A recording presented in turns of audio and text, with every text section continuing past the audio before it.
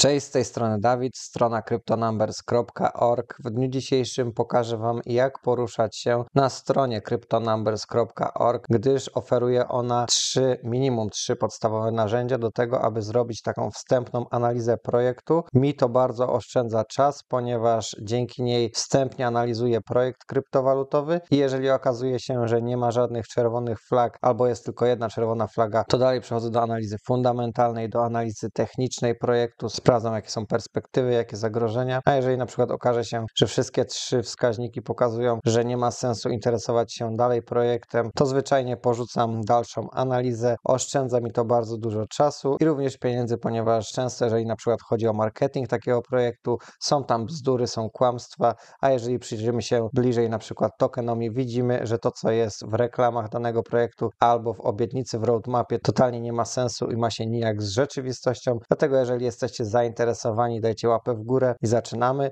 Jesteśmy na stronie cryptonumbers.org i u samej góry jest Price to ATH Table i jest to tabela, w której znajdziemy podstawowe informacje liczbowe o projekcie i co przedstawia dokładnie tabela: nazwę projektu, aktualną cenę, szczyt cenowy, datę, kiedy był ten szczyt cenowy, procent, czyli jak daleko jesteśmy od tego szczytu cenowego aktualnie. Następnie mam informację, ile razy wzrósłby projekt, jeżeli osiągnąłby swój szczyt cenowy przy jednoczesnym braku zwiększania się tych coinów lub tych tokenów w obiegu. Na samym końcu jest market cap. I czym jest market cap? Market cap to jest kapitalizacja, nic innego jak przemnożenie aktualnej ceny razy ilości tokenów w obiegu. Żeby kapitalizacja rosła, musi zwiększać albo jedno, albo drugie. I okazuje się, że cena tokenu może spadać, ale może zwiększać się w tym czasie ilość tokenów w obiegu i wtedy i tak kapitalizacja będzie rosła.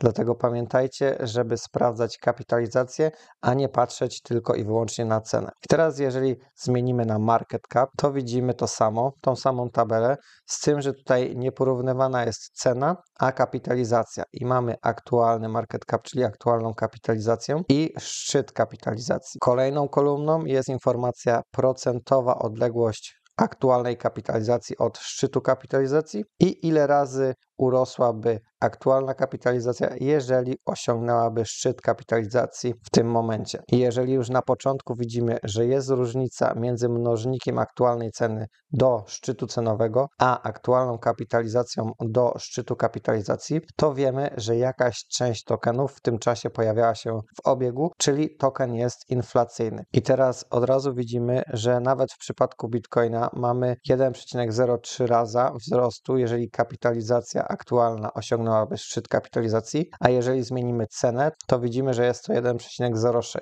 I co nam to mówi? Mówi to nam tyle, że od szczytu kapitalizacji pojawiła się jakaś podaż w obiegu, czyli zwiększyła się ilość tokenów w obiegu. I tą inflacyjność możemy również sprawdzić poniżej, zaraz do tego przejdziemy. Natomiast jeszcze chciałbym Wam pokazać, że w tym miejscu możemy wpisać nazwę projektu, który szukamy i wtedy wyfiltruje nam wszystkie tokeny, które mają frazę, którą wpisaliśmy w tym miejscu, w tym oknie. Również możemy kliknąć Other Filters i możemy poszukać jakiegoś projektu, na przykład po nazwie, po rankingu na rynku kryptowalut, albo na przykład jeżeli szukamy tokena, który miałby potencjał, aby urosnąć, jeżeli chodzi o market cap i wpisujemy w Multiply to Market Cap ATH from, czyli od 9 do 10. I widzimy, że w tym momencie taki potencjał ma Polygon i PancakeSwap. Polygon jest 55. projektem według market capu. PancakeSwap jest trochę słabszy, ponieważ ma 112 miejsce w market capie. Natomiast oczywiście żadnej decyzji nie podejmujemy, tylko i wyłącznie na tej podstawie. Możemy zwiększyć, na przykład, że chcemy poszukać projekt, który nawet 15 razy ma szansę urosnąć. Możemy to sobie usegregować i widzimy, że Decentraland ma możliwość urosnąć ponad 13 razy, jeżeli aktualnie jego market cap wróciłby do szczytu kapitalizacji. Natomiast pamiętajcie, że ten szczyt był osiągnięty w poprzedniej hoście, gdy był hype na metaversy, ponieważ Decentraland to jest projekt z niszy Metaverse, mamy EOS i tak dalej. Możemy sobie w ten sposób filtrować różne projekty. Oczywiście nie musimy filtrować tylko mnożnikiem market capów, możemy filtrować mnożnikiem cenowym, albo możemy na przykład pokazać, że chcemy coś, co rośnie między 10 a 20 razy, ale w rankingu będzie od 1 do 200 miejsca, ponieważ nie chcemy jakichś projektów, które są 300, 400 i więcej w market capie. I widzimy w tym momencie, że Internet Computer ma taki potencjał według tylko i wyłącznie tego jednego wskaźnika, IOTA, Theta i tak dalej. Oczywiście, jeżeli jakiś z tych projektów nas zainteresuje, powinniśmy zrobić dalszą analizę, ponieważ pamiętajmy, że jest to tylko i wyłącznie jeden wskaźnik, a do analizy potrzebujemy jak największej ilości wskaźników i na podstawie ich wskazań będziemy podejmować jakiekolwiek decyzje. Następną rzeczą, którą możemy sprawdzić, jest inflation ratio. I o co tutaj chodzi? Możemy sprawdzić, ile maksymalnie tokenów może być w obiegu, tokenów danego projektu kryptowalutowego i ile aktualnie jest w obiegu, czyli możemy sprawdzić, ile jeszcze tokenów w przyszłości będzie wrzuconych albo może być wrzuconych na rynek. I jeżeli sprawdzimy to na przykładzie Bitcoina, widzimy, że maksymalna podaż 21 milionów, aktualnie jest prawie 20 milionów w obiegu, oznacza to, że już 95% podaży jest w obiegu i nigdy nie będzie ich więcej. Natomiast jeżeli wejdziemy na przykład na Ethereum, to widzimy, że tutaj max supply jest infinity, czyli jest nieskończona. W projekcie został zastosowany jakiś mechanizm, który sam albo reguluje, czy podaż się zwiększa, czy zmniejsza, albo po prostu zwiększa tą podaż w nieskończoność. Musimy to sprawdzić w white paperze, natomiast tej czynności dokonujemy już w szczegółowej analizie. Ta strona służy tylko i wyłącznie do tego, żeby przeprowadzić taką wstępną analizę. Oczywiście, jeżeli chcemy, mamy informację, o co chodzi w inflation ratio. Jeżeli nie lubimy języka angielskiego, możemy przełączyć na język polski. Mamy przetłumaczoną całą stronę na język polski, oprócz artykułów, natomiast w artykuły, jeżeli wejdziemy, to mamy je na początku w języku angielskim, natomiast poniżej również są one przetłumaczone na język polski. Natomiast zjeżdżając niżej, mamy informację, dlaczego inflacja jest tak ważna i mamy to na przykładzie również Bitcoina. Następnie możemy porównywać market capy dwóch kryptowalut, czyli na przykład interesuje nas jakaś kryptowaluta i chcemy sprawdzić, jaki jest jej potencjał na podstawie porównania na przykład do kryptowaluty, która jest liderem w danej niszy. I tak na przykład możemy sprawdzić sobie Avalanche, który jest layer 1, czyli takim blockchainem podstawowym i on konkuruje na przykład z Ethereum. I jeżeli chcemy porównać te market capy, to widzimy, że jeżeli Avalanche w przyszłości kiedykolwiek osiągnąłby aktualną kapitalizację Ethereum i w tym czasie ilość tokenów Avalanche nie wzrosłaby w obiegu, nie zwiększyłaby się w obiegu, to byłby to wzrost o ponad 31 razy, ponieważ aktualna kapitalizacja Avalanche to niecałe 10 miliardów dolarów, a Ethereum to prawie 300 miliardów dolarów. I tutaj widzimy tą przepaść, widzimy jaki Avalanche jest jeszcze mały w stosunku do Ethereum, natomiast pamiętajmy, Ethereum to jest lider, jeżeli chodzi o layer 1 i naprawdę ciężko będzie dogonić Avalanche'owi Ethereum, natomiast w czystej teorii, czysto matematycznie jest taka opcja, zwłaszcza jeżeli na przykład rynek kryptowalut będzie się rozwijał, a w mojej opinii będzie się rozwijał, ponieważ wszystko na to wskazuje, to wyceny samego Ethereum mogą być wyższe i same kapitalizacje projektów mogą być wyższe i wtedy osiągnięcie kapitalizacji na poziomie na przykład 100 miliardów dolarów nie będzie niczym nadzwyczajnym, tak jak kiedyś przebijaliśmy w kryptowalutach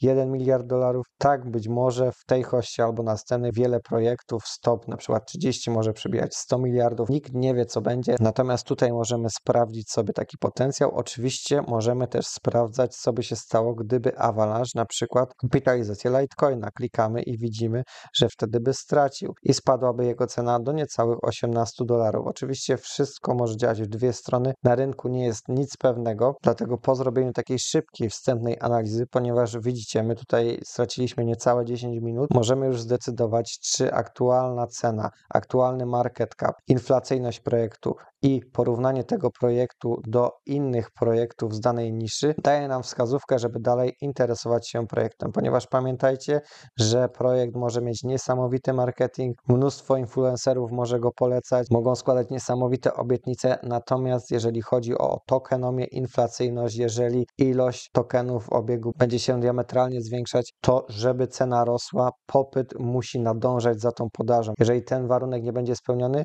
to jasne, projekt może utrzymać się na rynku, ale cena nie będzie jakaś kosmiczna. Mamy mnóstwo przykładów, gdzie zwiększająca się podaż zabiła wzrost na przykład takiej Celestii czy Stepena. Mimo tego, że był potężny hype na te projekty, to po prostu sama tokenomia nie pozwala na wzrost ceny Również na przykład Gala Games teraz tak wygląda. Podsumowując, na stronie cryptonumbers.org mamy tabelę, gdzie możemy sprawdzić podstawowe informacje odnośnie danej kryptowaluty, możemy ją wyszukać, możemy wyszukiwać według filtrów, które my sami sobie ustalimy. Sprawdzamy podstawowe informacje na temat danej kryptowaluty, ranking, cenę, szczyt cenowy, kiedy był ten szczyt cenowy, procentowa odległość od szczytu cenowego, ile razy wzrosłaby cena, jeżeli wróciłaby na ten szczyt cenowy i kapitalizacja. Następnie ta sama tabela, klikamy market cap, czyli kapitalizacja i mamy tak samo informację o maksymalnej kapitalizacji i odległości aktualnego market capu do szczytu market capu, czyli do ATH market capu. Poniżej mamy jeszcze dwa narzędzia.